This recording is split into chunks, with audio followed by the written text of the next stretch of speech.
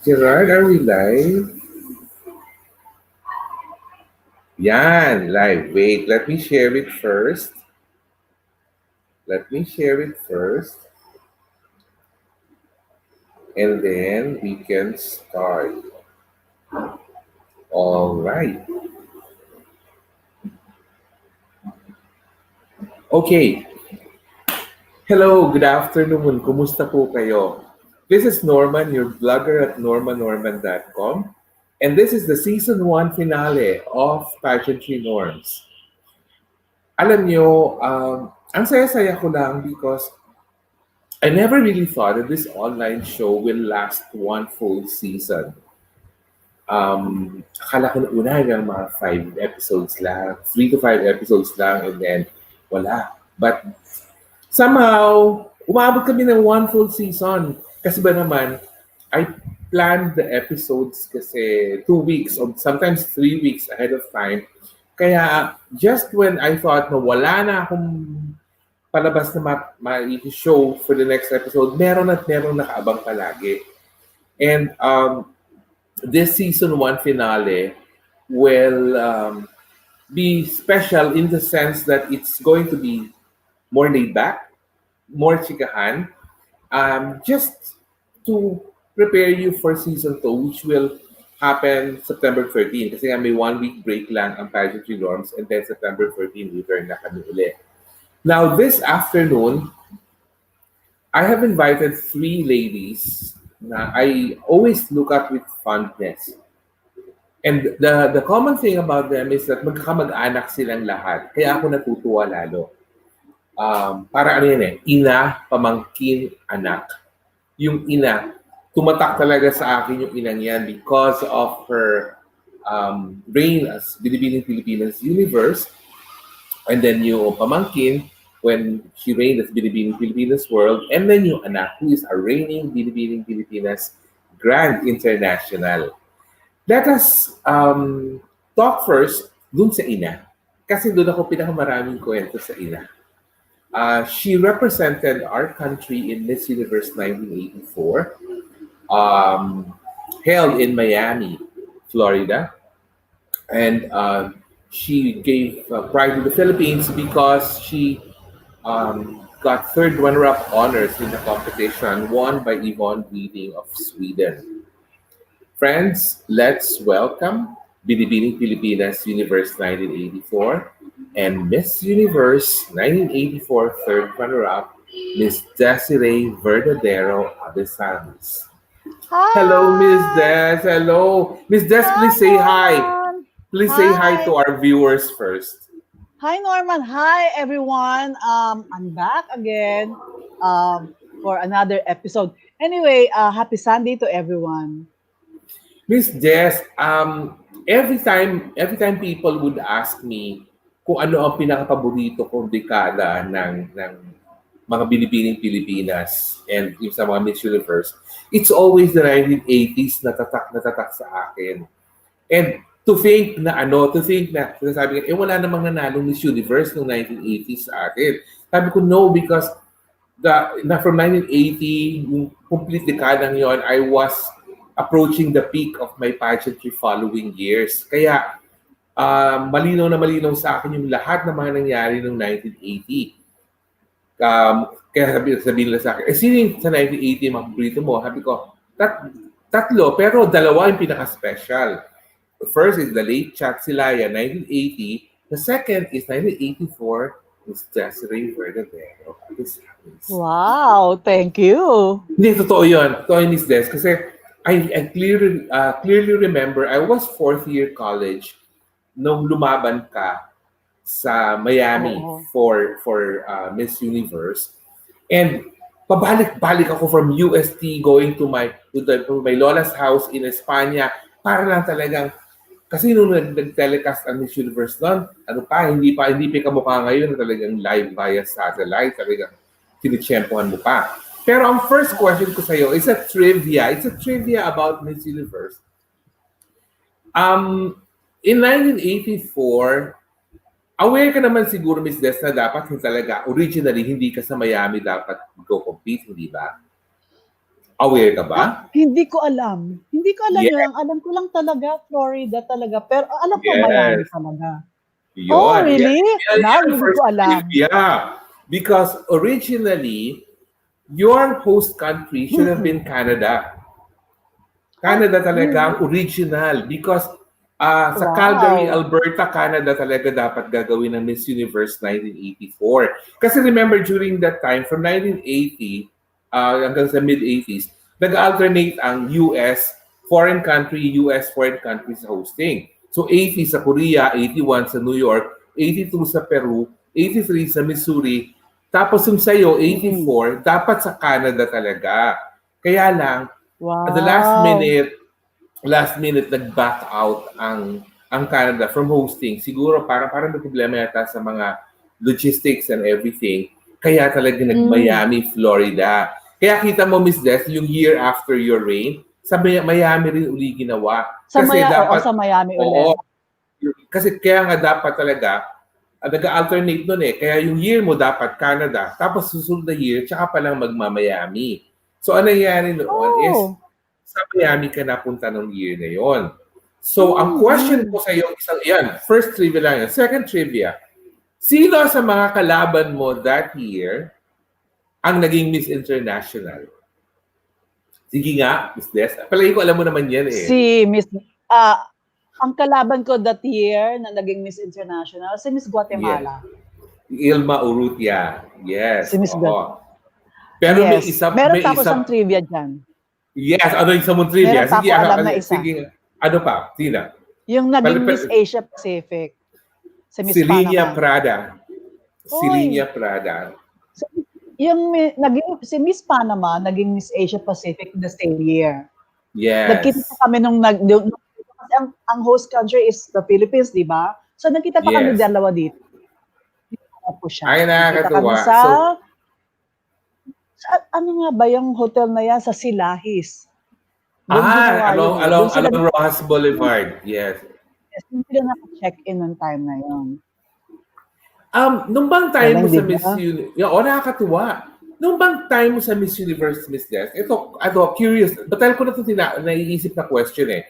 Kasi alam ko, 2 beses kang nag-try sa Binibining Pilipinas. 1982 and then 1984. Nung Yes. 1982, ang haba-haba pa ng buhok mo. Pero nung Yes. 1984, bumalik ka, ay siksi na ng buhok mo.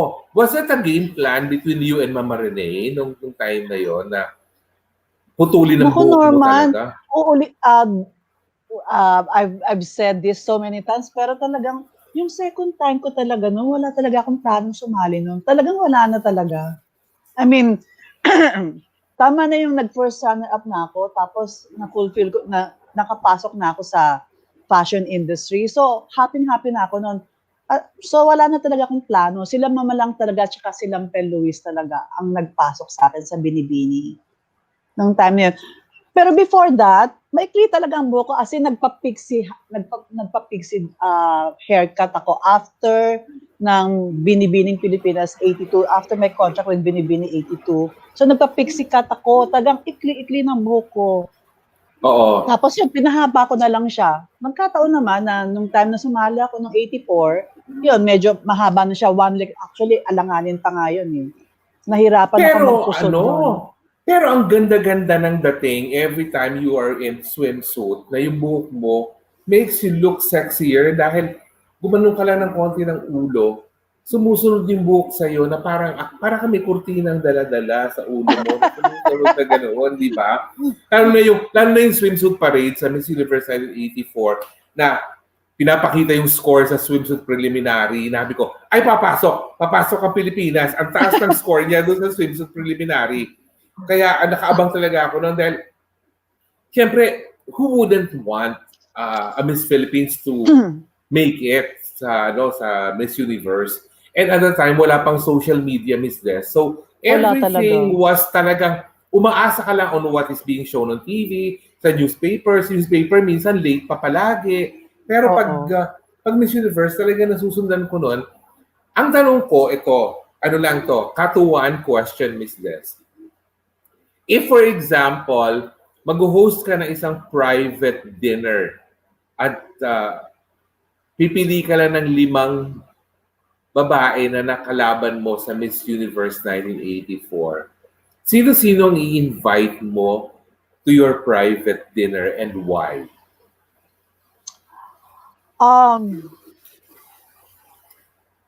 Siguro, number one, si Miss Holland. Miss Holland became Nancy Nede. Yes, si Nancy Nede. Kasi naging close kami. Nagkita kami actually, we reunite. We saw each other mga few years ago when I visited Netherlands. And then I want to see also si Miss Thailand. Miss Thailand talaga, she's very charming. Yeah. Very, very sweet talaga si Miss Thailand. And then I want to see si Linya, who is yung si Miss Panama. Yes. And then si Yvonne. And then one more, di ba? Yes. One more pa. Sino pa ba? Si Venezuela. Carmen Maria Montiel. Carmen Maria. Alam mo, nakakatuwa when you said... Meron pa ako gusto isa. Sino pa? Si Miss Germany. Si Miss Germany. Gusto ko si Miss Germany. Alam mo, I love Miss Germany. When you said kanina na very close ka kay Miss Netherlands, medyo nagulat ako. Sabi ko, ay, bagong trivia sa akin yan because I never really thought that kasi ang dating ni Miss Holland kasi sa TV or in all the coverages, parang mailap, parang medyo suplada. Kasi ang tangkad-tangkad niya and everything.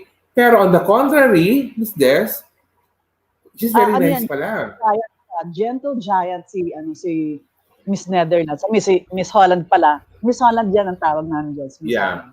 Gentle giant siya. Medyo suplada lang dating. Siguro lang niya yun. Wall lang niya na nilagay niya yun during that time. Hindi naman talaga kami nag-uusap during the pageant. Oo. During hindi kami nag-uusap. We were never close. We never spoke to each other. We were aligned side by side during the 10 finalists. Pero hindi kami nag-uusap. Nagkausap na lang kami pag nagpupunta na lang ako sa Netherlands. Doon, nagkita kami. Since then, naging close na kami. Pati kami nagme-message, ganun lang. Tsaka si Sabini, pati rin kami nagkikita. Kasi we were friends already Naging friends na kami ng mga nagkaedad na kami. And then one more, we have this group chat. Kami lahat ng mga candidates ng Miss Universe 1984, we have this group chat na kami lang. Siguro we're about mga 18 candidates na iipon. We're planning to have sana a reunion pero nagkaroon ng pandemic pero kaya hindi naman. Parang wala pa rin. Kung natuloy yung reunion na yon, saan nyo gagawin, Miss Des? Baka bumalik kami sa Florida, sa Miami. Ay? We're planning to go there and Kailangan visit pala, may coverage pala dapat yun kung ganoon. No, kasi it's going to be a very, very beautiful reunion between you and the ladies na nakasama mo in Miss Universe 1984. Ngayon, ang tanong ko sa iyo kanina, Miss Des, sino ang invite mo sa private dinner? Ngayon, sino naman ang you would think twice lang hindi ko naman sinabing hindi mo invite. Think twice about inviting. Kasi hindi ka sure kung magkiklik siya with the other ladies na naka-establish ka na ng friendships with. I only have one candidate. Sino? Naiintriga Hindi ko. ko talaga Sasabihin ko ba? Sige, sabihin ko na. Sino yan is talaga hindi ko talaga siya, si Miss Italy. Kasi suplada siya. Suplada talaga siya, sorry, pero suplada talaga siya. Kaya nung time na nung nagbibigayan kami ng mga gifts for the for the candidates kasi we're souvenir para sa mga candidates, hindi ko siya binigyan. Sorry. Ay, nakakaloka. Hindi talaga nabigyan. You Nakakatuwa know lang kasi alam mo bakit? Nahuli ko kasi siya she looked at me na from head to toe, parang sizing me up from head to toe, and I saw it with my own two eyes na ginagawa niya yun in front of me. Sabi ko, Ay, ganon ha? Sige, naku, tignan natin. Oo, nakakaloka yung detalyeng yun, ano, Oo, nakakatuwa yun lang. yung mga yung talagang hindi ko talaga siya binigyan ng gift ko. Ay, Sorry. Nilagpasan ko oo. talaga siya. Ganon ako. Ayaw Ay, mo ganun sa akin. talaga? Oo, nilagpasan ko Nilampasan. siya. Oo, binigyan ko isa-isa pero siya nilagpasan ko. Nakakatuwa naman Ay, yun. salbahe ko. Ngayon, ang isang tanong ko, Miss Des, during that year is, nung tinawag ka as number 7 sa top 10, naalala mo pa ba kung ano ang pinapatutog na music habang bumababa ka ng stage, papuntang center stage? Tingnan ko lang kung maalala mo. Are you talking about the long gown competition? No, yung top 10, Or the long tinatawag pa gown? lang kayo. Sa long Ay, gown, alam, hindi. hindi mo na Sa long naalala, gown, no? hindi. Kaya ako tinanong sa top 10 kasi nga alam ko na hindi nang mas maaalala mo yung long gown kasi markadong-markado yung bumababa ka ng steps at tinakanta yung Uh, ano, yung you you are are you. oo, You are you're so beautiful. beautiful He- to me. Oo, pero nung tinawag kang number 7 sa top 10, ang tinutugtog is yung theme song ng Flashdance. What a feeling! Oo nga kasi 'di ba parang ano lang siya kasi 'di ba Para kapiraso lang siya na instrumental lang ano. siya. Yeah, oo. Instrumental. Okay, okay. Naku, babalikan ko nga 'yun. Yeah. Panoorin ko nga 'yun ulit. Ikaw ba, Miss Des, naniniwala ka during the time na, kasi it was obvious with the scoring na Yvonne Reading was headed for the win eh. Kumbaga, tataas ng mga scores niya para ba, hahabulin ko pa ba itong babaeng ito? Pero nung nakita mo naman yung gown na sinuot niya noong long gown competition, na parang pinalaking belo ng isang babaeng religyosa, hindi ba? Parang ganoon. Naniniwala ka ba na once the judges take a shine on a particular candidate, tangay-tangay na yun hanggang sa finals? Na talagang pag gusto talaga nila tong babae ito, hindi na talaga mawawala siya sa number 1 spot. Alam mo kasi siguro with I think so, pero depende pa rin kasi 'yun sa performance ano. Kahit na Mm-mm. favorite ka, kung yung performance mo on the day itself, on the wala. So siguro nandun pa rin siya sa top 10 pero I think medyo bababa ng konti yung kanyang Mhm. ano 'to, Placement. yung placement Placement. niya.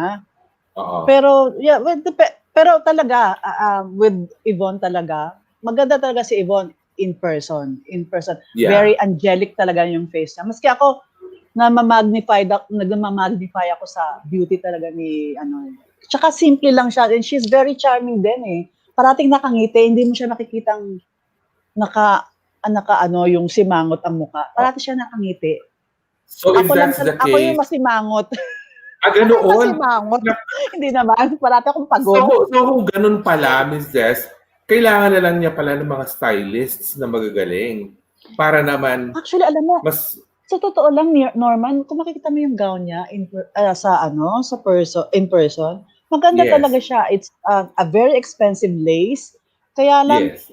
masyado lang akong nabisihan kasi with her hair. Siguro kung nakataas pa ng konti yung hair niya, siguro parang mas maganda yung tingin, mas lalong gumanda yung gown. Yun lang, Yes. medyo Oo. nabibisihan lang ako masyado for the hair and with the may cape pa. Pero actually, maganda talaga yung gown. Ako susuot ko yun. Actually, yeah, in fairness, kasi makikita mo naman yung detalye ng mga lace, na maganda siya talaga. Mm-mm. Talaga lang na parang balot na balot siya, na parang Mm-mm. mongha, na pag Mm-mm. bumaba sa stage, sabi ko, pag ito pa naman, nabigyan ko na napakataas na score sa evening gown, ewan ko na. Ay, ang taas pa rin ang score na binigay sa evening gown. Samantala, ikaw nung Favorite ko bumaba talaga ka, siya. oo. Ikaw nung bumaba ka, sabi ko, eto. Para ba naalala ko, kaya malinaw sa utak ko, Miss Des, eh. Nung year kasi ni Chat Silayan, yung kanyang serpentina gown na bumababa sa stage, talagang tatak rin sa yun. Yung sa'yo naman, sabi ko, ay naku, ito na po yung parang Maranao inspired na multicolored na na gown na Yes. talagang sabi ko, ay naku mataas ang score nito kasi unique na unique ang dating ng kanyang Mm-mm. gown. Pero ito ang tanong ko, na medyo baka lang magulat ka. Kilala mo pa ba hanggang ngayon yung little sister mo noong time na yun? Yes, her name is Jennifer ano ba yan? Basta, you know what, nagkaroon kami we reconnected a few years ago, para mga 3 years ago. Yes. Nakikita kami, and she's my Facebook friend now, at saka IG friend ko siya. Nagkita kami finally, and siya yung nag-message sa akin. Nag-message sa'yo. Nakakatuwa, You know why? Kasi she used to work for my good friend na modelo, si Tessa, at saka kay Rafi Totenko. Yeah. She used to work for their boutique store in New York. Yes. Tapos yun, nabanggit niya na, I think parang kinikita sa akin nila Tessa na nabanggit niya daw na dati na kung tinanong ako kung kilala nila ako. Yes. Hanggang finally, akong pinost na picture together with Tessa na isang photoshoot namin sa isang show. Tapos yun, doon siya nagtanong. Yun, doon na nag-start yung reconnection. She messaged me, and then tuwang-tuwa ako kasi alam mo, I've been looking for her talaga. Na parang up to that time na I still have that question in my head na sino kaya yung baby sister ko, yung gano'n, yung little sister ko, at saka talagang pinagdadasal ko na makilala ko siya. Nakakatuwa kasi, kasi ganyan din si Minor Mercado hinanap din niya yung little sister niya. Ewan ko lang kung nagkita na sila. At least ikaw talagang you were able to reconnect with your little sister back in 1984. At talagang nag-trend talaga yun. Ang dami, parang ang dami yung nag-interview sa kanya na from here. Sila Raul Gatal, sila yung mga nag-interview sa kanya. Talaga, ang nakakatuwa talaga. Alam mo, hanggang ngayon kinikilabatan ako pag naaalala ko yung time na yun. Yeah. So ito, bago ko ipakilala yung dalawa pa natin kasama, Miss Des, ang tanong ko lang muna sa iyo is, may headdress yung national costume mo noong taong yun, hindi ba? Yes. Bakit nawala na nung nasa stage na kayo, nagsasayaw kayo ng opening? Okay. Yung before that yung bumababa kami sa hagdanan, that's pre-tape. Yung nasa yacht kami, that's pre-taped already. Pero going down to the stairs, going to the stage, that's live. And time na yun, hindi ako with that headdress. At saka kasi gusto ko nasa harap ako dahil meso nila ako sa harap. Sabi kasi nila, tinanong sa amin ng mga directors and the choreographers kung sino yung may mga malalaking headdress for yung national costume. Hindi ako nagtaas ng kamay. Sinabi ko wala akong headdress. Ay, nakakaloka ka, Miss Jess. Ano ba yan? Ano ka talaga? Kasi gusto ko talaga nasa harap ako. Diba? Oo, talagang ka? So, pwede naman yun eh. Karakter ka. Kaya ka talaga, naalala mo pa ba yung production number niyo na kasama niyo yung Miami Sound Machine? Na may madala-dala kayo mga pamaypay na ganoon. Oo. Kaya, kasi kung masayaw. Oo. Masarap talaga. Totoo. Naman ako. Well, that's how you make yourself parang presence felt by the organizers. Talagang you really want to shine. Yes. Alam ba, Norman, madalas akong mag-raise ng hand pag yung mga 2007 mga headdress, ganyan. Basta yung mga kailangan pumapil ka, nandun ako. Parati akong present doon. Pero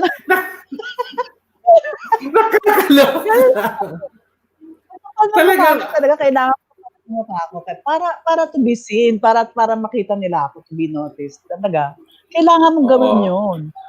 Pero alam mo na, ito, bago ko introduce si Mafae, pero nung finals night, malakas na ang kutob mo na nasa top 10 ka. Sigurado ka na malinaw na sa utak mo yon.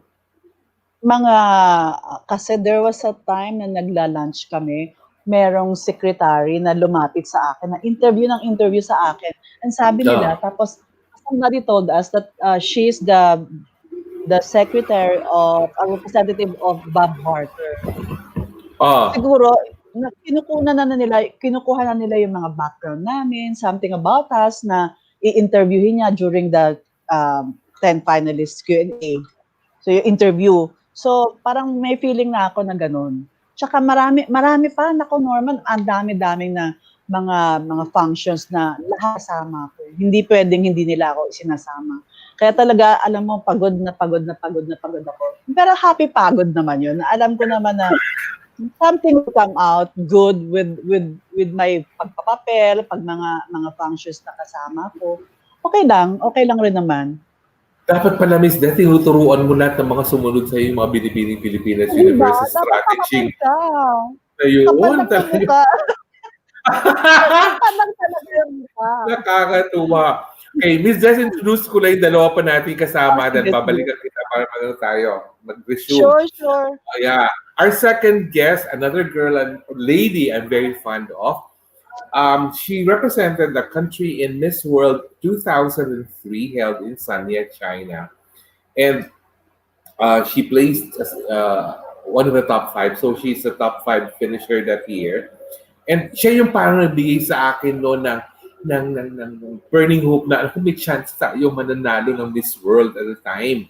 Na kasi nga, from the moment that she arrived in China, yung wardrobe pa lang niya talagang I can remember yung mga sinusuot niya everyday, planadong markado lahat ng sinusuot niya, and when finals night came, talagang mas bumongga pa siya and everything.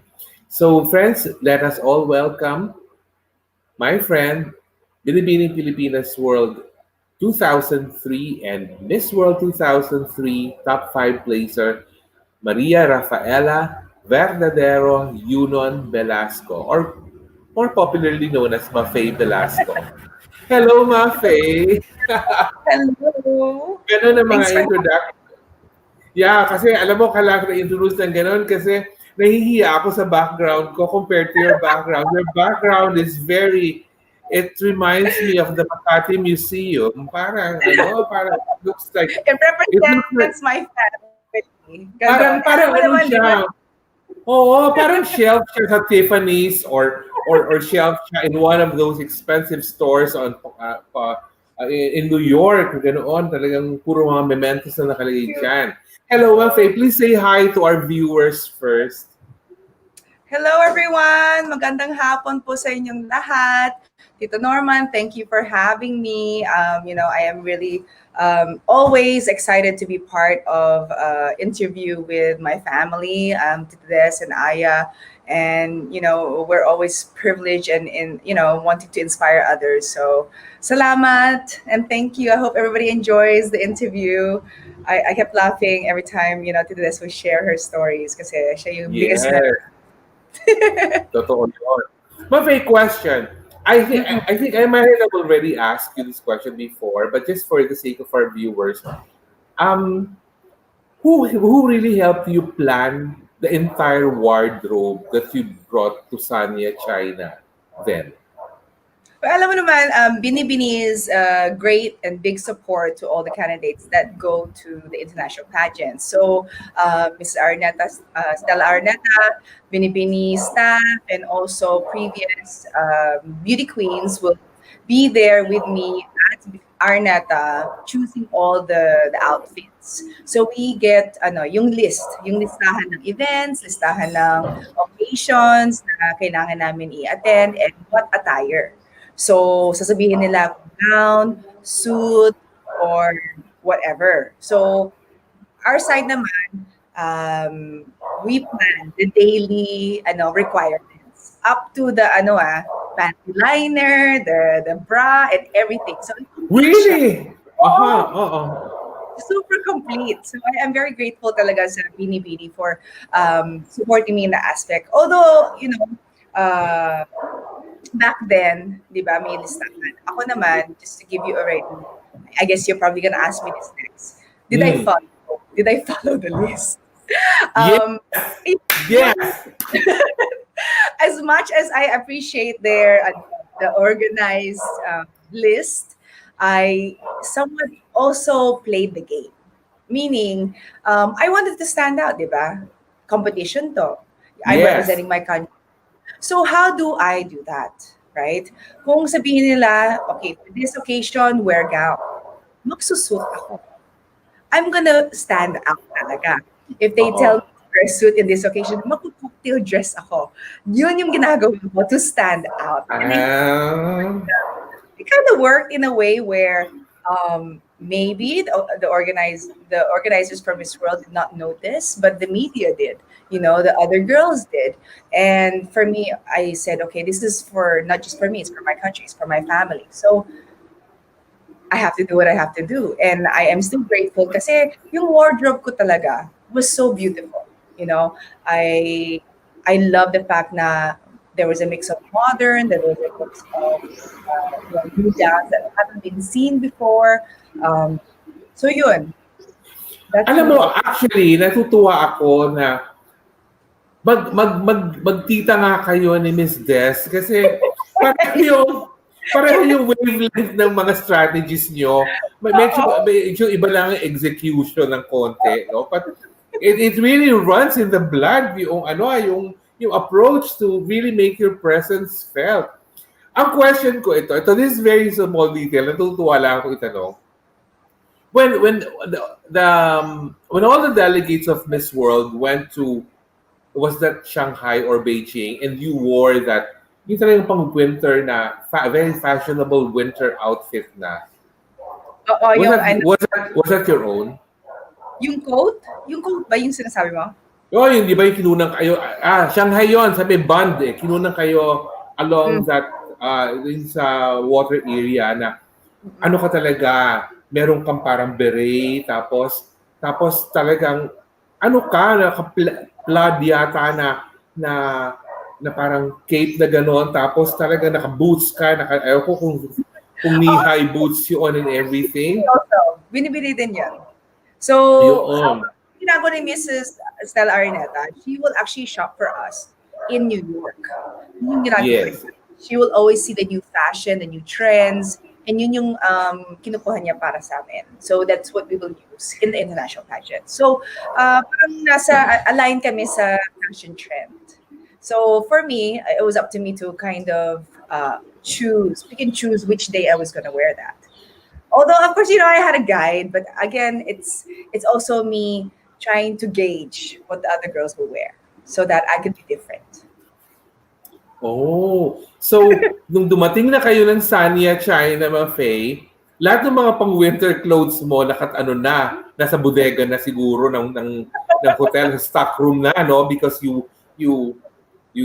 were using na all your mga tropical wear na ang mga sinusuot mo, lalo na nung swimwear nyo na nagkaroon kayo ng shoot. Talagang markado sa akin yung post mo talaga doon sa swimwear na yon. Ito ang tanong ko sa iyo, trivia time. Sino ang nakalaban mo sa Miss World 2003 na naging clapper lang sa batch mo pero nag-top 3 siya sa Miss Universe? Ay, hindi ko alam. Sino? Alam mo naman it happened so fast. Tapos kung magpasa ng corona, ang bilis, naka-bodyguard na yung asawa ko, di ba? So I already created my family. So for me to keep in touch with all the girls, I think I was only able to do that recently lang. Recently lang. So I actually did not follow what the girls did, except for Miss Iceland, kasi siya talaga yung best friend ko doon eh. Oh, si Miss South Africa, Cindy Nell. She competed in Miss Universe and she was in the top 3. Of course, syempre, hindi man kayo close to Miss South Africa for sure, di ba? O Miss Iceland, dapat pala sa Reykjavik ka magpunta dahil i-welcome ka niya doon talaga with open arms, hindi ba? O, itong next trivia question ko sa'yo. Oh my Who do gosh. you who do you have, ito naman medyo ano lang to, parang natutuwa lang ako itanong. Who do you have fonder memories of? Yung male host na si Phil Keoghan who became the very world-renowned host ng Amazing Race or Jackie Chan? Jackie Chan. Kasi dito somewhere yung nag-selfie kami. But Uh-huh. yeah, I remember when we were told na siya yung magiging judge. I was like, oh my God. Kasi alam mo naman, he's a Hollywood star. So it's only very seldom na ma-meet ko na star na ganyan. And when we saw him, bongga, yung entourage niya, almost 20 people around him. Both of them were everywhere. Then we had yung photo op with all the media. I was so grateful sa yung sponsor.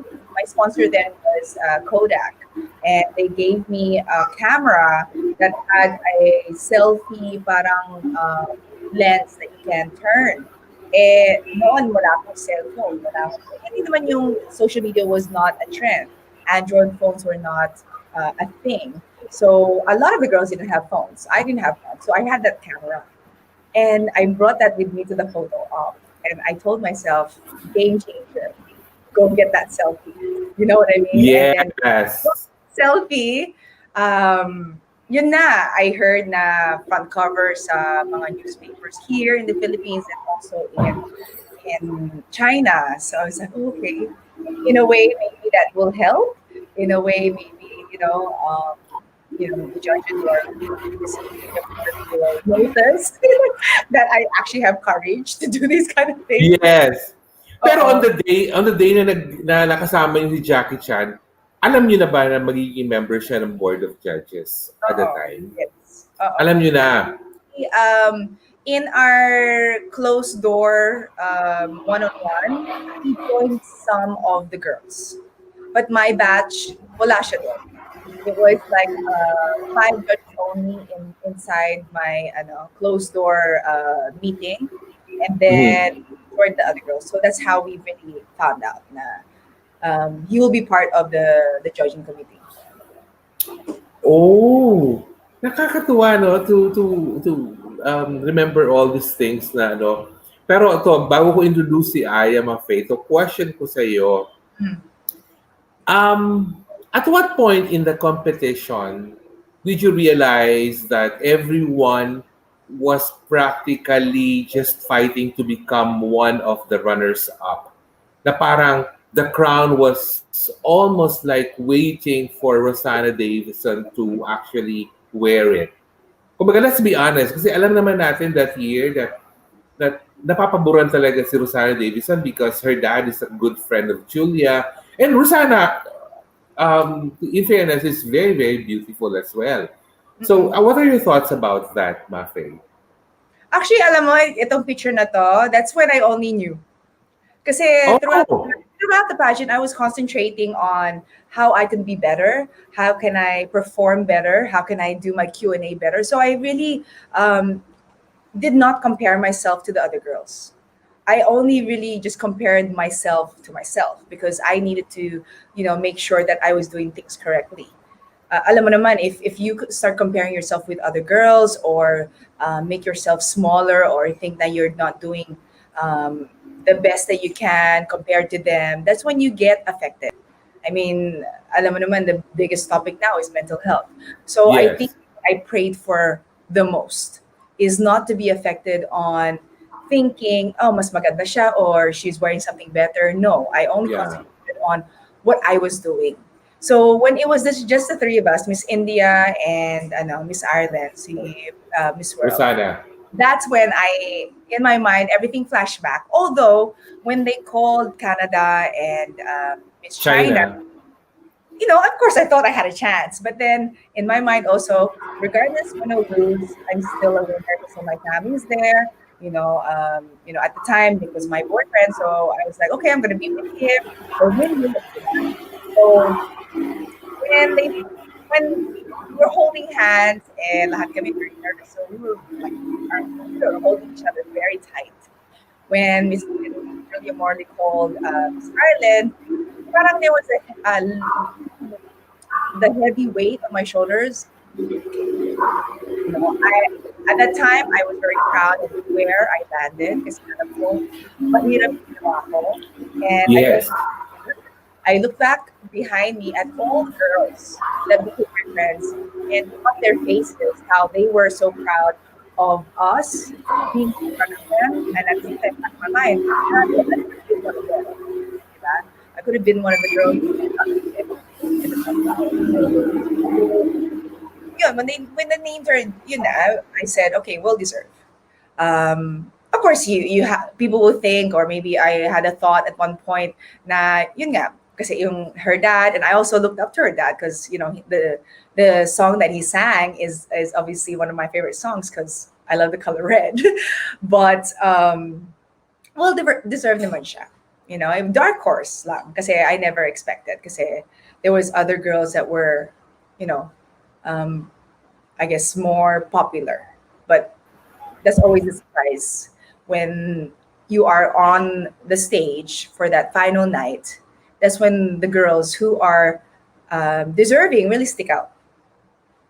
Pero honestly, Mafae, ako from my point of view, alam ko talaga that Rosanna was somehow being favored that year. Pero I was really rooting for you because sabi ko nga, you had a very clear shot at getting the crown that year. So sabi ko nga, when 3 Asian delegates entered the top 5, kinabahan ako doon because, oh my God, baka pabura na sila China ang maging runner-up bigla. At baka masacrifice yung dalawang Asians. So, sabi ko, si Rosanna is, parang sa kanya kumbaga gano'n Kumbaga, of course, syempre, your point of view would be totally different because iba yung dynamics mo with Rosanna at that time. She may not be the closest candidate sa'yo, but from a pageant media's point of view, parang sabi ko, ay nako, ano na to? In the bag na kay Rosanna to. Lagi pang piniplay up sa media na, ay, kaibigan ni Julia si Chris de Burgh. Ay, ano na yan? Pero I was still hoping really na mananalo ka that year. And nung nag-top 5 ka, sabi ko, ay po, at least, yun mo, 106 delegates kayo? 106? Tapos, you were higher than more than 100 of the other girls? Yun nga Diba nakakaloka? Ibang level. Sige, introduce ko muna si third guest natin, si Aya Mafae, tapos we will resume our chikahan. But before I introduce Mafae, Aya pala rather, for those who want to give their questions to our guests, just feel free to message in the comment section and we will answer those questions later on. Although I think meron na akong question na naipon ng konti for them. Okay, our third guest, the third Verdadero girl this afternoon, siya yung anak. She is now the reigning Pilipinas Grand International. And from the very first time that I met this woman, alam ko na magiging beauty queen siya. Hindi ko na nga lang alam agad kung ano yung magiging title niya. Basta alam ko magiging beauty queen siya because I can see in her the potentials of representing our country internationally. Friends, let's welcome. This afternoon, she's wearing a very fashionable red-violet gown given to her by her mom, Miss Aya Abesamis. Hello, Aya. Hello, Aya. Thank you for Please say having hi to our viewers. Yes. Hello, everyone. Thank you very much for watching, and I hope you enjoy my story, Tito Norman's story, my mom, and my cousin's story. So, enjoy!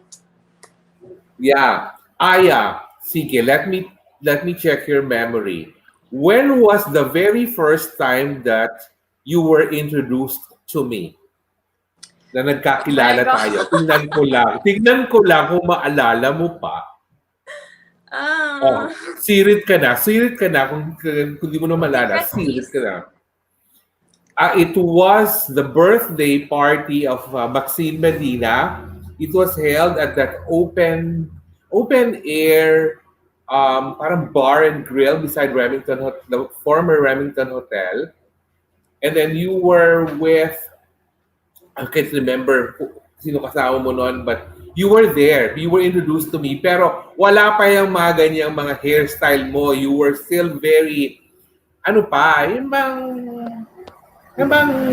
hindi pa mga bitikwin ang dating mo noon talaga. Pero I can already sense the time na, oh, kilala. Oh, he's Aya. Oh, what do you think of Aya? Because she will be a beauty queen. Is she the daughter of Des? Oh, she will be a beauty queen for sure. Ganun pa yung anong ko noon eh. Because uh, I was so confident at that time. Now, Aya, how are you, dear? How are you? I've been great. Speaking of what you said, I think I remember when was that? I think that was Maxine's like Thanksgiving party when she won Yes, Miss Universe. yes. Yes, I got it. Oo. Yeah. And for the benefit of our viewers, yung background po ni Aya sa likod niya ay sarili niyang painting. Artwork niya talaga yan na ginawa. Kaya I was telling Aya, the next time she starts painting again, dapat mga designer bags na rin ang ipipaint niya. Pero do not go for the really expensive ones because that's really medyo hard to accept na parang kung That's mga tipo true. mga generic lang, okay lang. Kung mga generic lang ng mga bags, no? But what keeps you busy during this pandemic, Aya? Ano ang mga pinagkakaabalahan mo? Well, during this pandemic, I know it's really, really hard, but I think what's keeping me busy is a lot of art therapy. You know that I'm an advocate for it, and I've been practicing it all along, and also studying some online courses, reading some books, watching some teledramas, and whatnot. And also doing like this live interviews just to inspire a lot of people and give them hope. So that's Aya, basically what I've been doing this whole oo. time. Since art therapy talaga is something very close to your heart, Mm-hmm. what is that one thing that you could not live without during the pandemic, considering the art therapy ang leaning mo talaga? Would it be a canvas? Would it be paint? Or would it be something else? Kumbaga parang, I'm just coming from that point wherein, alam ko mahilig ka mag-paint, mahilig ka mag-draw, mahilig ka mag-illustrate. Pero itong dumaan natin na lockdown, what is that one thing that you could not live without? Na dapat kasama mo yung bagay na yon all throughout the lockdown. I think the only thing, if ever I would choose just one thing, it would be my cell phone. Because with my cell phone, I could also draw, I could create different pictures that I could use for content in social media to inform a lot of people, to also connect with my family. So it's like an all in one thing. So, yes, my cell phone. Yeah. And from that very mababaw lang ng konti na question, Mm-hmm. pupunta tayo sa medyo nakakakilig na question. Hindi tungkol sa love life. Ito ha, hindi ako mahilig magtanong sa love life. Now that you are binibining Pilipinas Grand International, ito muna, before I jump into the second part of my question. Nung last year na nagkaroon ng mga controversies, nung nagpunta si Samantha for Miss Grand International, tapos bumalik siya dito, would you have been ready then kung sinabi sa'yo na, Aya, may problema tayo. You need to go to Caracas, Venezuela now. Would you have been able to do that back then? Actually, during that time, a lot of people wouldn't know, but I was just like, I was also, I knew about what was happening, but I didn't know if there was a go signal for me to like back up or not. But yes, to answer your question, I was ready for sure, because that was at the time that everything was still in a hype, and I still have clothes. Like I was just still there thinking about pageants, wondering like what's for me, what's next for me. So, mhm, definitely Yeah. still ready. So you would have been ready to just jump into the next plane that will bring you to the connecting flight to Caracas, Yes. Venezuela. Yeah. So since it did not happen, and since you now have the Binibining Pilipinas Grand International title with you in the crown itself, Mhm. and because of the pandemic as well, and because one pageant is short, one international pageant is definitely going to happen in October or November this year, which is Miss Globe. Would you be open to the possibility of representing us in Miss Globe, if ever? Um, my answer would be, of course, I would be open, but it would also depend with my contract and also with my family, which is the Binibining Pilipinas franchise. Yes. Yes, it really would depend with them, and I respect any decision that they have. But also, it's also my dream to represent the Philippines. So thank you to everyone who's been supporting me and wishing me to represent the Philippines.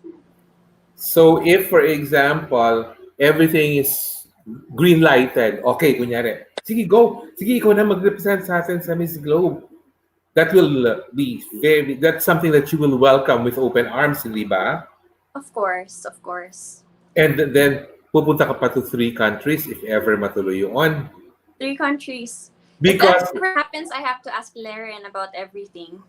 yeah, because I'm also connected with I am in touch with the organizers, and I was very clearly told that the Miss Globe this year will be hosted by three countries. So you'll be Wow. hopping from one country to the next.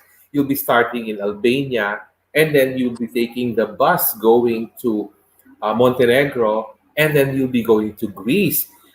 Pag hindi ka pa naman natuwa sa ganung klaseng itinerary, ewan ko na. For someone who loves art therapy, for someone who loves art therapy, mai-inspire ka talaga sa mga Of places na yon, course. hindi ba? And their Now, culture for sure. for sure. Now, some people, of course, are still pushing that you represent us in Miss Grand International. And, well, it being the title that you are carrying, syempre, parang it automatically means that um, if Miss Grand International, the next edition will be held and wala pa tayong napipiling bagong binibining Pilipinas Grand International, then definitely you should have the first option to be the one sent to the competition. Does Mm. the does the does the prospect of being in Miss Grand International excite you, Aya? Of course. I mean, like, I don't really know what's there for me in the future, so anything would be my destiny, and I think it will just, like, end up with whatever that's gonna happen. So I'm just really open to any of it and hoping for the best. Alam mo, Aya, natutuwa ako sa iyo because you're so yung bang the spirit of optimism in you is such that nakakahawa na parang um Talaga? Woo! nakakahawa in the sense that parang ang sarap-sarap mong katrabaho. Para bang you will not be a pasaway kind of katrabaho. You will make things easy for everyone. You'll be so cooperative that um parang ang dali-dali na magiging trabaho sa iyo. Hindi ba? Eto, oh my God, may pumasok na question for you, Aya. Nakita ko nga Naloloka eh. ako. From Desiree, Aya, if you could turn back time, what year would you think would have been the best time to join Binibining Pilipinas? Doon sa mga sinalihan mong editions, meron ka ba itong napipili na yun dapat ang best year na sumali ka? I believe that the time that I joined is the best time for me because if I joined any year before that, I know to myself that it's not in my heart yet and that I didn't believe in myself that much. So, with all the experience that I lived in a different country and also moving back and forth and understanding more about and having more wisdom, I think that the time that I joined is really perfect. Like, maybe I didn't end up having this certain crown at a certain time, but I believe that there's this certain destiny, there's this certain law of attraction that would just happen, and the universe just has it for you. Naku, my God. Talagang, pag lumalabas talaga yung word na universe, na ano ako bigla. Eh, parang nanginginig ako bigla pag gano'n. O ito, Talaga? may follow-up question na naman si Desiree. Pumili ka daw 2013, 2014, or 2017. Looking back now, which of the 3 years, kung papipiliin ka lang ng isa doon na year ka sasali, alin sa 3 years na yon ang pinakamalapit sa yung puso that you will have wanted to join kung one time lang? One time? Oo. I believe 2013? 2017. Okay. Because So, 2013, I just graduated from college. And 2014, I was still trying out modeling. 2017, I was in the States, but I already decided in my mind that I wanted to join. so ibig sabihin talaga, dapat pala natalo mo si Rachel Peters that year. Wait, Rachel is a good friend of Rachel, I mine as love well. you. I love Rachel. Kumbaga, just for fun lang naman ito na ano, because ganun naman kasi ako in my relationship with the queen. So I try to be as parental as possible. Parental daw, oh. Yeah, ganun naman talaga ako. Very parental and protective talaga ako sa mga queens. Now, you know that the Binibining Pilipinas 2020 has been indefinitely postponed. Mm-hmm. No? So,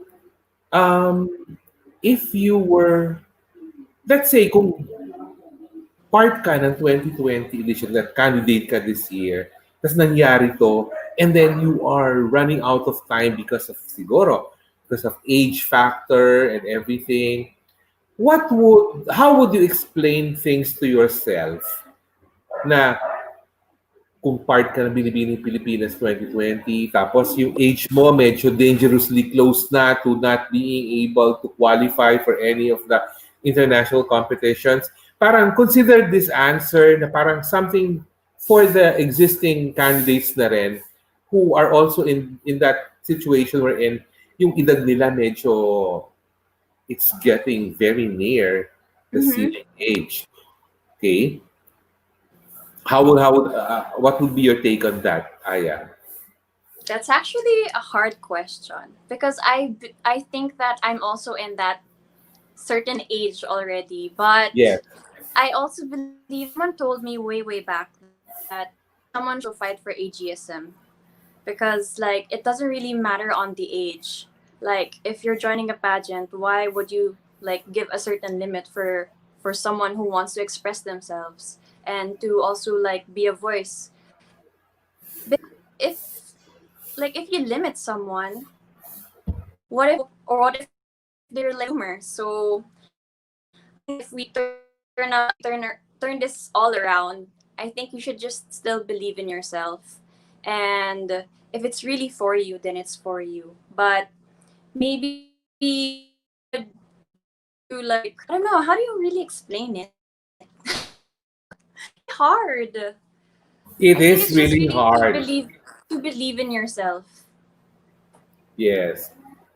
Kasi ako, if I were to answer that question, my very plain answer would be, well, if it's your fate or destiny Yeah. to become one of the winners, regardless of how long the wait is, then it will be for you. If it's not, then kahit mag-tumbling ka pa dyan, it won't land on your lap.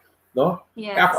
Para pa ikaw, who would have thought, Aya, na magiging Binibining Pilipinas Grand International ka? Eh para sa akin, Binibining Pilipinas Universe ka. Tito Dora, thank you. Di ba? Di ba gano'n? Oh, hirit ba? Di ba nakakaloka? Di ba gano'n? Alam mo naman, gano'n yung mga pambulaga ko sa iyo para naman at least, Kasi alam mo, hindi naman ako palaging nakikita mo sa mga events ng Binibini. Pero at the same time, I cover everything. Kumbaga, hindi ko pinapalampas yung lahat ng nangyayari because ganun ko kamahal. Kaya nga before, tinanong ako ng question, out of the blue. Kung if I were to choose ba daw which of the national pageants I can be the national director of, ano pipiliin ko?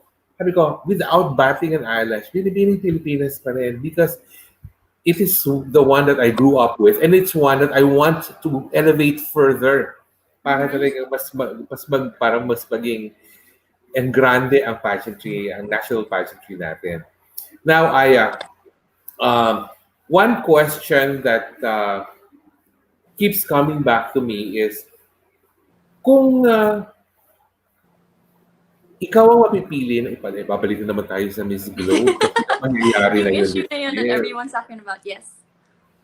Kung ikaw nga ipapadala doon sa Miss Globe, are you kumbaga, won't you feel parang off or awkward na parang, ba't ganun? I'm binibining Pilipinas Grand International. Bakit sa Miss Globe ako ipapadala? Or something like that. Of course, syempre, yung mga ganong klaseng lines, parang thinking out loud lang. Pero,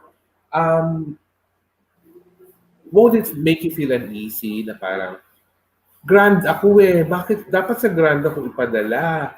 Or ang sayo ba is like a true soldier, if that is where the organization deems it proper to send me, then doon ako. Ganun ba ang ano mo? Which of the two lines of thought would you go for?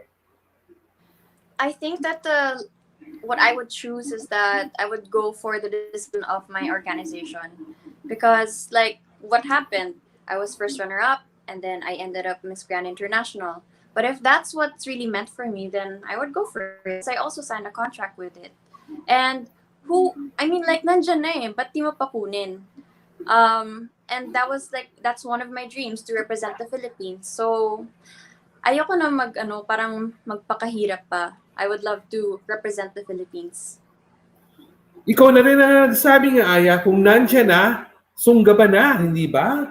It's already there. You have to take the responsibility kapag gano'n. And my God, you just don't know how many people want to see you wear the Philippine sash internationally.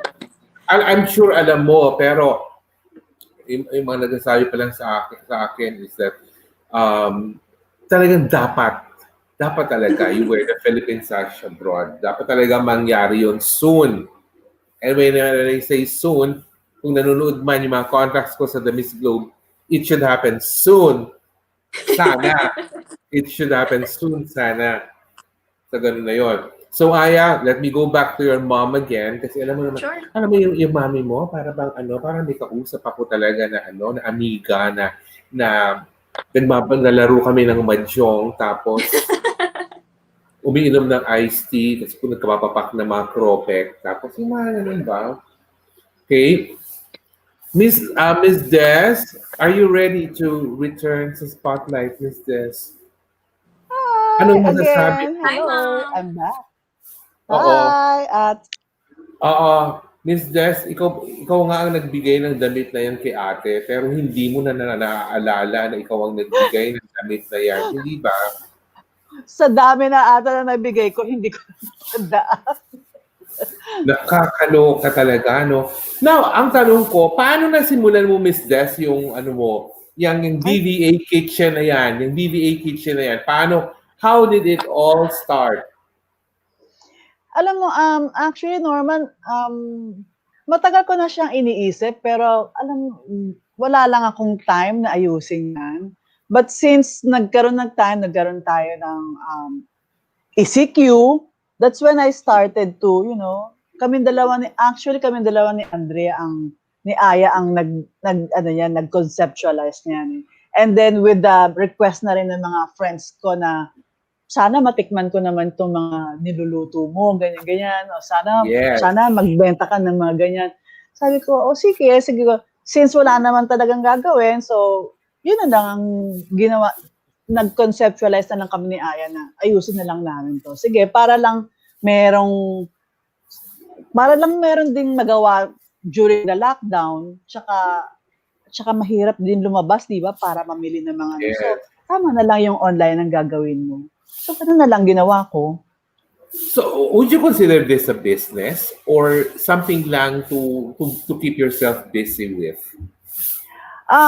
Right now, it's a passion that I really want to.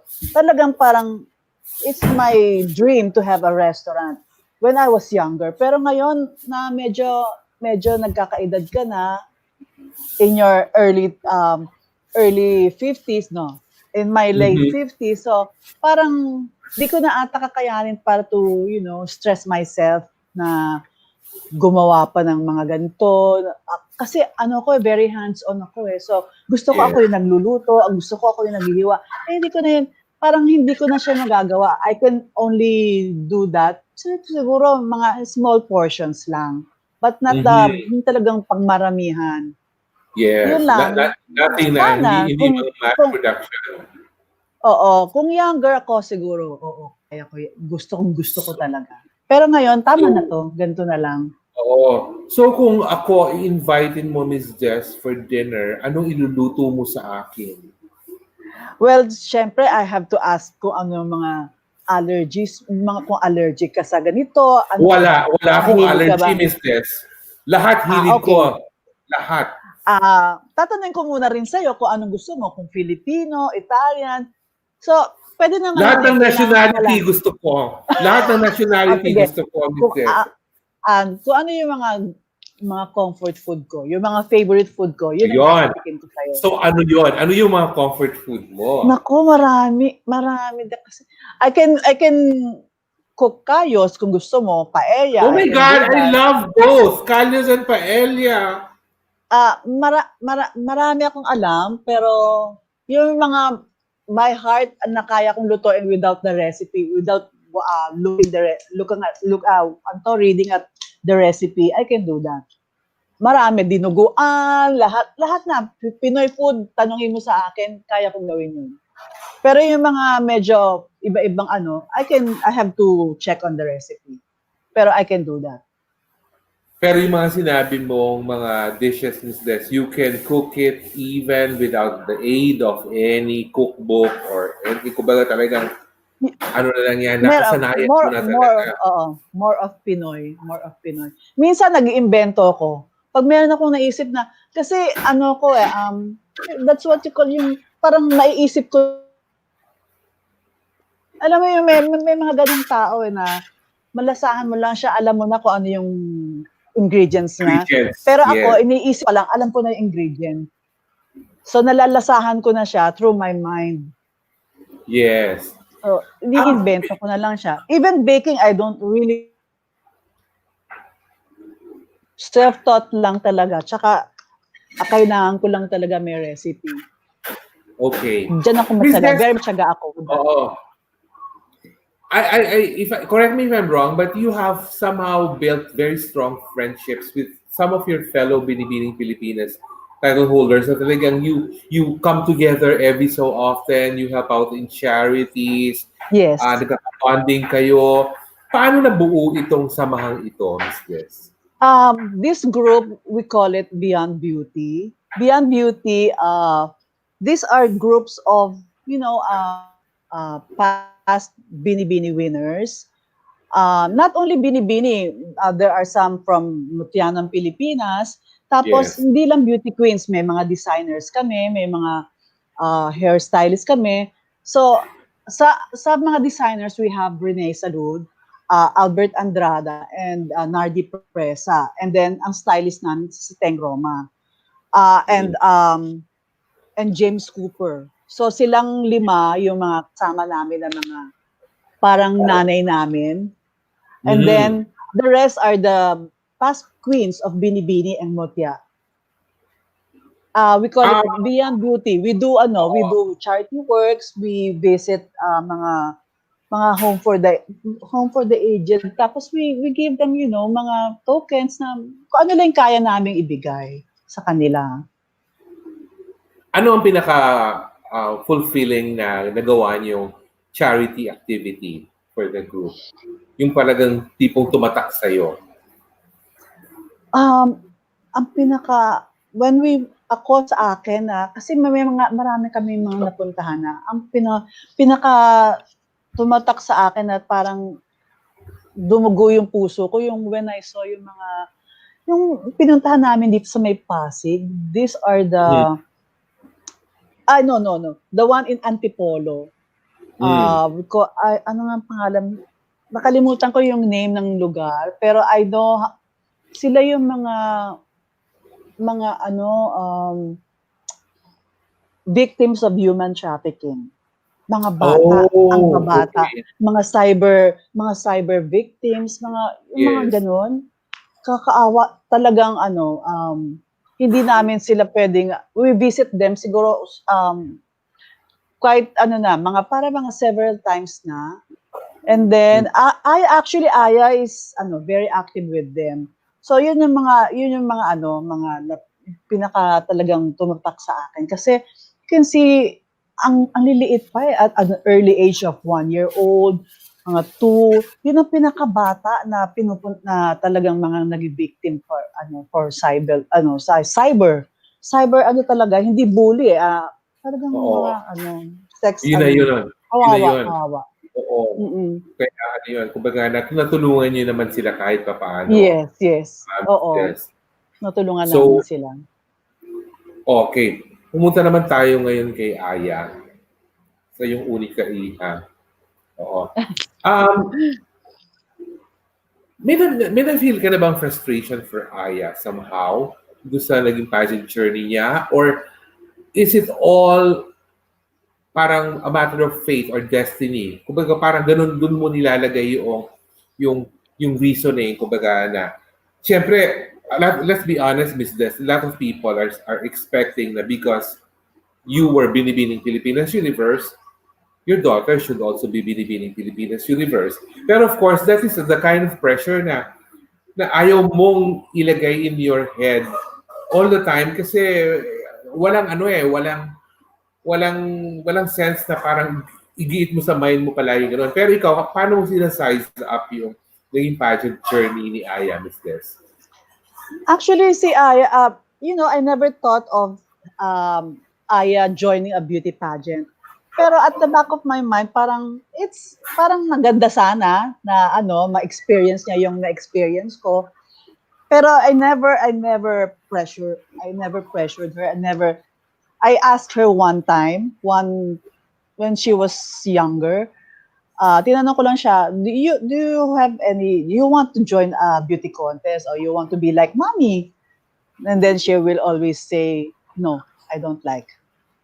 Parang ganon, ayaw niya talaga. Ayaw niya talaga. Every time that I will go to Rene Salud, every time that I will, somebody will tell her that she can be a beauty queen like her mom, ayaw niya talaga yon. Parang minsan nga, iniiwasan niya yung mga ganong situation. Minsan hindi na siya sumasama sa akin. But yes, nagkaroon ako ng, hindi naman ako na-frustrate talaga na hindi siya, ayaw niya sumari ng beauty contest. Pero yung hindi niya na-land ang title na meron ako, no, it's okay. It's okay sa akin na hindi rin niya nakuha yung, I mean, kahit ano ng title na nabigay sa kanya, okay lang yun sa amin. Kung ano lang yung deserving niya, okay na yun. Hello? Hello? Mute pala. Kaya nga parang ang sarap-sarap mong maging nanay, Miss Des. Parang you don't pressure. No, I don't do that. I give my children their freedom. I'm a very strict mom, pero when it comes to decision making, like yung mga course na gusto nilang kunin for their school, kung ano yung mga I give them their choice. Ayoko kasi na ako yung at the end of the day, ako yung sisisihin dahil bakit mo ako pinilit na ganito, ayoko ng ganon. I am very strict pero I don't want to be blamed kung ano yung mo. Kasi kung ano yung magiging failure na anak ko, magiging failure ko yun. So whatever they like to do, whatever they choose to do on something, that's their sa kanila yon. Masaya na ako kung maging successful sila doon. Siyempre, ayoko talagang gawin yon. Hindi ko yan, teka muna, nawawala ako sa camera. Ayan, yon. So yun lang, hindi ko talaga sila pinapressure.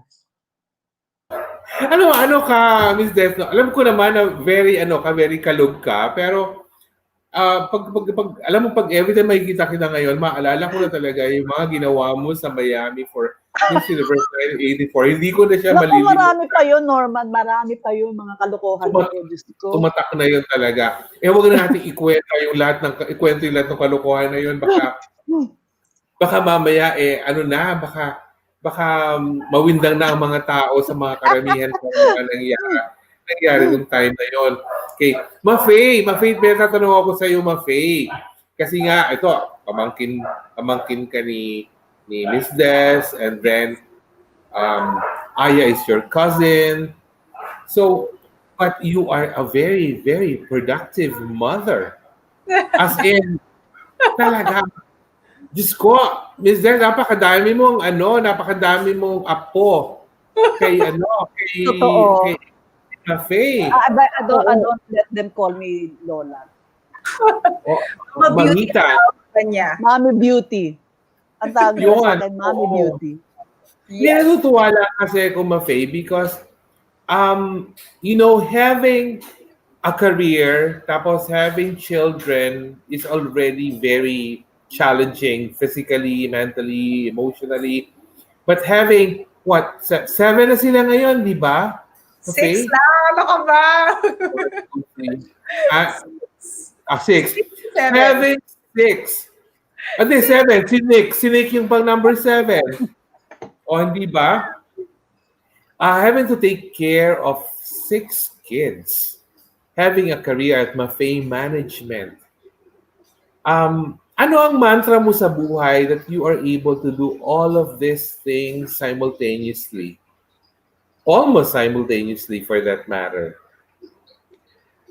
Okay, so first and foremost, of course, it's I am very thankful for God's blessings that He has granted me. Obviously, plan niya to. I'm also grateful for my family for their support.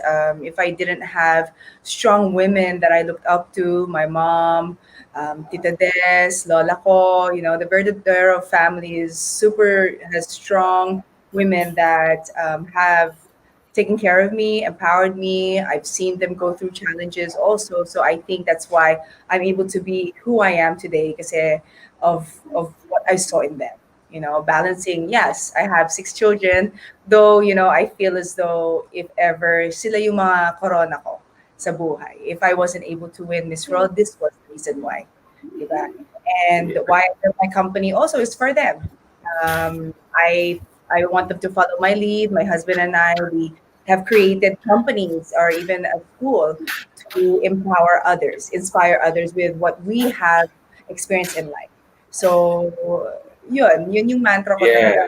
Seeing their smiles, seeing them happy, and seeing them as leaders growing into, very confident, independent individuals. Mafae, you have 5 sons and 1 daughter. Mm-hmm. Can I see a second daughter in a year or 2? Ano ka ba? Tapos na ako. You have to make it 7, the magnificent 7. Because you have to have another daughter. Then 5 sons and 1 daughter. Okay na yun. Ano ka ba? Well, There's so many women out there that I'm sharing the blessing with. Let's put it that way. Pero alam mo, kasi parang ikaw nakikita kong picture of fulfillment because you have a career, you're a good wife, and you are a mother of 6. And para bang, the dogs are barking, can you hear them? Nababaliw ako dito sa mga asong ito. Papaano ko to papahabol ko sa mga barangay tanod mamaya the dogs of my neighbors. Natutuwa ako that every time you go into pregnancy, parang it's such a happy moment for you. Parang well, of course, syempre, pag naging pregnant ka, blessings yun eh. Pero every time I see yung mga posts mo pag pregnant ka, parang Earlier, when I was looking for some photos na pwede namin gamitin for this episode, sabi ko, my God, tell me IG account ni Mafae, more than 50% of the photos are during the time na pregnant siya. So she must be really, really happy when she is pregnant. Are Yes, you? I am. Reason being, alam mo naman, mahirap to have a baby or create a blessing like that. And for me to be able to give birth to multiple babies, I'm only grateful. Ito lang I don't know if you know, and it's something that I'm very open about. After Noah, who's my 4-year old, we actually got pregnant and I lost that baby. So, I felt very hurt. I felt very depressed. I also questioned kung bakit. But what happened was, I think that was God's way of telling me and my husband and the family that I do have beautiful children right now that I can be celebrating with and be happy with. And during that time, Noah was barely one. He was about to turn one. So if I was to have another baby at that time, it would have been very difficult for us financially, emotionally, physically for me because I just gave birth. So yung youngest namin talaga, I think we prayed for him. I'm not saying that I didn't pray for all my children, but he was the one that we, as a family, really wanted. Because during that loss of ours, we really, all of us, all the kids cried. They were so used to be getting pregnant that they were like, "Oh, another baby," and the fact na we were in that moment of excitement, and then all of a sudden, voila, they didn't understand that, and at the same time they were like, why? So we had to explain, yun nga, maybe it's God's plan, then we enjoy our family now, and then we concentrate on what the needs of our children is now. And I am more than happy, when I got pregnant with my youngest, Mello. It was such a blessing because I feel what other women go through when they really pray for a child. It's not easy.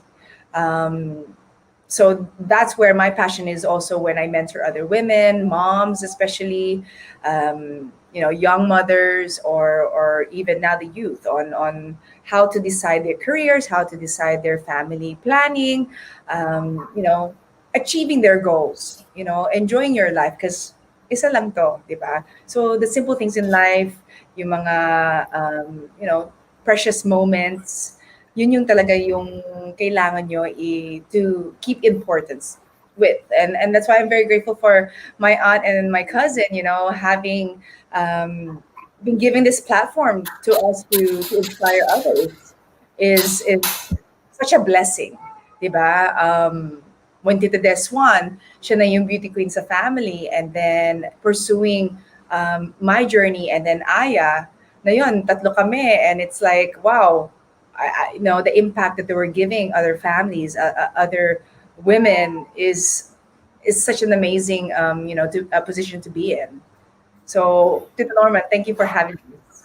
Alam mo, kaya ako bumibilib sa iyo, Mafae, because being a mother is not easy. Carrying that for 9 months, delivering. Tapos you did it more than 6 times. Di I ba? did 4 times, and that's Oh. what I'm proud of also. Kasi recently, I was just featured on being a bonus mom. Kung hindi nyo alam kung anong bonus mom, it's I would say the positive title of a stepmom. So my two oldest sons is actually, my two angels that I fell in love with from my husband and from his previous relationship, and they grew with me. So physically, I always say that I've had 4 children, but emotionally, there's 6 of them. And you will have a daughter again in a year or two. No, Tito Norman. Why? So like, I'm so used to seeing you becoming a mom. Kumbaga parang mother of the year ka. So, Why? Yung isa, it, one in college, and my second oldest son is going to college, and I still have 2 toddlers. So, ikaw naman, maawa ka naman sa akin. Okay ay na yun. naku, ewan ko, pero feeling ko there are mothers who are really cut out to juggle everything, and you are cut out to become a mother of more than kids that you ever imagined.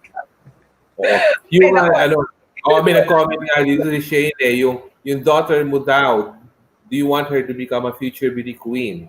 Oh, just like Tita Des, kung gusto niya, she can pursue it. Of course, I'll tell her the hardships, the challenges. Kung kaya mo to, then go for it. But it seems like she wants to follow her dad's footsteps and become a A basketball basketball player?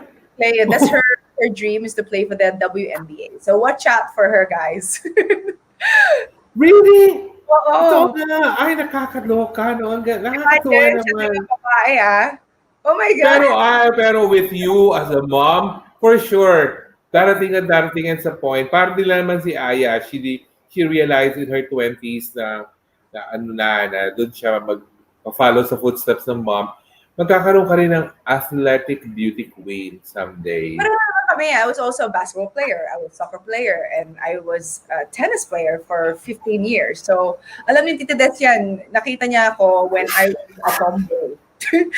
Eating a lot of junk food, not caring about my sock tan, or looking, like a boy, kasi playing tennis was my first love. So we'll see, but it's always up to her. Kasi ano man kumbaga, sabihin na lang natin, Mafae, na we won't be surprised anymore if the time comes that your daughter would follow your footsteps. Kumbaga para, okay, this is something we were expecting to happen. Kasi with you around, you will be her personal mentor na rin and coach. So, I think it just makes sense one way or the other. Okay. Aya! Ang babaeng ka-aya-aya. Let's talk to you, Aya, before we ask for the parting. Hello. Oo. Aya, ikaw ba? May love life ka ba ngayon, Aya? Oo. Oo, meron. Ay, nakakatuwa naman. Hindi ko naman tatanungin siyempre kung sino na because it's very private. Pero at least it's something that keeps you inspired despite what's happening right now, no? Of course. Um, Oo. What advice can you give our young viewers, hindi man yung super young, yung mga in their teens who always use this boredom as reason to be depressed and not wait for things to improve and say ikaw nakapag art therapy ka pero what advice can you give the young ones na sobrang affected ng pandemic? I think that the advice that I could give them is that to not lose hope. I know it's really hard. I mean, it's easy to say, but it's really hard to do. But make this time a time to understand yourself, a time to learn how to love yourself and take care of yourself, and also be willing to be open to learn. Because without learning, you wouldn't really know like whatever's gonna happen to you in the future. You have to take this time to be how do you just really take care of yourself, because if you don't take care of yourself, what's going to happen to you in the future? I believe that also that art therapy has helped me to meditate, um, to be able to see the beauty in whatever's happening. So I hope that anyone could also try out art therapy, or at least read a book, or like jot down some journals and also write grateful thoughts, so everything would be positive and it would help you. Aya, okay, Mm-hmm. sige. Tatanggap na lang yung advice mo. Tapos may isang girl na nagsagot sa'yo bigla. Ate Aya, paano po yun? Sa new normal, ang dating po, kailangan naka-mask na kami, naka-face shield pa. Where's the romance in doing that? How will you answer her? I think the romance in doing that is more of like getting to know the that person than going straight to whatever physical aspect that you want to do. You have to really understand that person, see if you guys click, have that certain spark.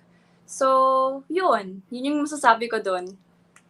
Ay, nakakatuwa, talagang ating-ate talaga. How I wish ate kita. No? Pero of course, imposible namang mangyari yon.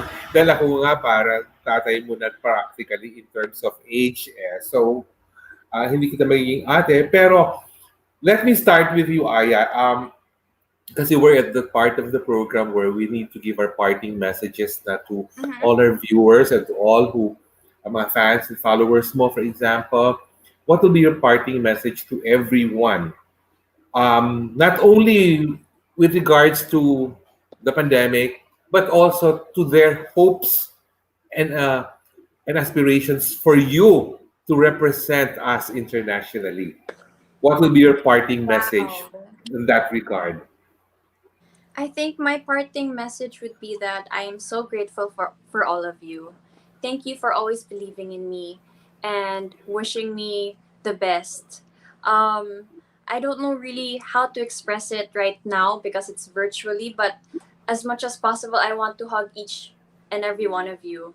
Dahil from my heart talaga, I always felt that you guys were there for me and you had that hope, that positivity, that love that really made me shine that night, and that's been continuing up until now. So thank you very much, and we'll see what happens. So I don't know, fingers crossed. Salamat po talaga. Mahal ko kayo. Oh, natutuwa ako, Aya, when you say that if I could only hug each one of you, kumbaga parang it's really something that um, nakakatuwang isipin that yung gratitude mo for everyone who has supported you, has really done so much to not just uplift you, but to completely put yourself in that persona na talagang gusto nilang magdalin mo ang pangalan ng bansa in an international competition. Siguro pag medyo mga 10, 15 years from now, art competition ka na magdadala ng pride sa bansa. Pero for Tingnan now, natin. we'll see first if you will either go to South America or in Europe.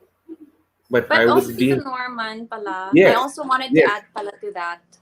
Besides everything that's also happening right now in this pandemic, I would also like to tell everyone that try to think of the positivity in this life. There's a reason for everything. Have that certain hope, and just pray. I hope that everyone is also safe and staying home. Um, we'll find a way around this craziness, but don't lose hope. We will, and thank you for those very, very nice words. Mafae, how about you? What will be your parting words for our viewers?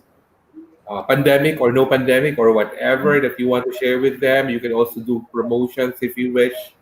This is the time to Well, do it. I'm sure people know my motto in life, which is what I answered in the Miss World pageant is, time plus productivity equals success. So that formula pretty much will help you in anything that you want to do, putting the time into your passion, to what makes you happy, and then making sure that you take action will always make you successful. I always share with people it's as simple as brushing your teeth. If you become lazy and don't want to brush your teeth, then you're gonna have bad breath, and then you won't be able to speak to people and land that job, right? So time plus productivity equals success, and especially at this time, I also want to impart pray as much as you can, believe in God's plan, have the patience and perseverance, most especially at this time.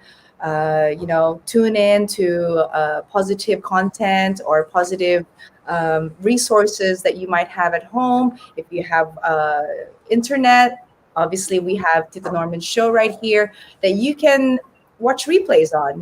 Be inspired by people who have been successful. This obviously is a talk show about pageantry, and if you want to pursue that route, then you can watch our show again, and then all the other guests that he has on the previous episodes. For me, naman, I also have positive content that I am sharing daily, and it's Tito Norman was one of my guests. I was able to create an online show, which was actually started off with my modeling workshop that translated to mental health awareness campaign show. Tita Des, Aya, Tito Norman were all my guests. I have over 150 guests that I've already interviewed, and it's still going. So if you would like to be inspired by other successful professionals, artists, models, there, marketing management, just like what Tita Norman said, you can watch that or listen to my podcast, which is on Spotify. Beauty and the Beast is the title, and then also on YouTube. So there's more than enough content for you guys to be inspired with. So I hope that everybody stays safe. And if you do need to go out, please work all the protection that you need, which is the mask, the face shield, gloves if you need, have your alcohol with you. But most importantly, guys, take care of yourself. You know, your mental health, your health is very important right now.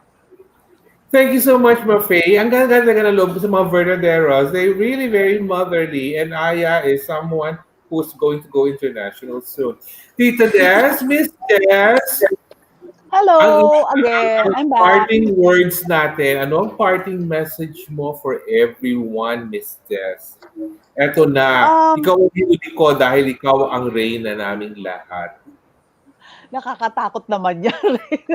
Anyway, I know everyone is trying to live their life in this new normal, no? Please lang, if you have nothing to do outside, please try to stay home. Actually, ako, alam mo, medyo paranoid ako dito sa pandemic natin to, no? It's so hard to, live with it. But you have to stay home, sanitize yourself all the time. And if you have nothing to do, just look for something that you can do at home. Hone your artistic side, bond yourself with your family. If you have differences, try to mend it. Kung magagawa niyo yun, better. Aside from that, no, yun lang. You have to stay home. If you're going to go out, wear a mask, yung shield, yung face shield mo. Do everything that be a responsible person, be a responsible citizen. So, yun lang siguro yung may itutulong mo. Regarding naman my business, please follow me at hindi ko kasi kabisado no. My IG, the DVA Kitchen 84, and then on my FB, DVA Kitchen. What I do is I post my menu, my kung ano yung menu na in mind na gusto ko for the week. If you can DM me and DM me or PM me dun sa aking mga IG and FB accounts. Okay, thank you Norma. Kakaloka, magpapa-order ako dyan ng mga pagkain. Lahat ng Yung mahihirap. yes, Oo. laing. Ito Lahat normal. ng pinakamahirap iluto, papaluto ko sa iyo, Miss Des. Oo. Sige, Oo. sabihin mo Lahat ng lang sa akin. pinakamahirap. Oo, pero Sabihin mo for lang. sure, no. Alam mo, this has been a very, very, very wonderful season 1 finale for Pageantry Norms, and I'm very happy to share it with these three ladies. I titled this episode "The Verdadero Connection." It's because that is the thing that somehow connects them together, the three of them. Although, of course, Miss Des is the mother of Aya, and Mafae is the niece of Miss Des and the cousin of Aya. So, kumbaga parang ano talaga sila, it's a family thing altogether. And I'm so happy that all three of them they have this positivity surrounding them. Parang halo nila yung positivity around them. Although, pero syempre, yung mga halo ni Miss Des sa Miami, yun ang pinakagusto ko talagang mga halo, yung headdress na hindi sinusuot, yung mga kandidatang niluluksuhan ng mga souvenir, na yung mga ganoon, doon ako natutuwa. At saka, natutuwa ako ngayon, lagi nalaman na dapat talaga, hindi siya sa Miami pupunta noon, dapat sa Canada, hindi ko pero alam. nabago at the last minute, kaya sa Miami siya nagpunta. Nakakatuwa lang. And that's it for our season 1 finale of Pageantry Norms. We will have a 1-week break next week, but on September 13, we will be back with the season 2 premiere of Pageantry Norms, and we promise that season 2 will be more fun, more playful, and more uninhibited. I don't know how uninhibited I can get with season 2, but I promise that it's going to be more fun. Pero I'm just so happy na kasama ko si Miss Des, si Aya, and Mafae for this season 1 finale because I want to end the season on a bright note, on a positive note, and having them with me this afternoon is something that I've looked forward to. Na silang tatlo magkakasama talaga. Kasi kami ni Mafae, nagkasama na kami before in a talk show. Pero yung kasama ang mag-inang Reyna at Prinsesa na si Miss Des at si Aya, para it completes yung joy ko about everything. So thank you very much for joining us this afternoon. This has been your blogger, Norman, for the season 1 finale of Pageantry Norms. Bidding you goodbye for now. Stay safe. Have a pleasant evening, Sunday evening, and may the next week be brighter for everyone. Goodbye for now, and big kisses for everyone. Mwah! Bye-bye, everyone. Bye. Bye! Thanks for Bye-bye. having us! Tuning in. Yes. I'm so happy. Masaya ako. Pero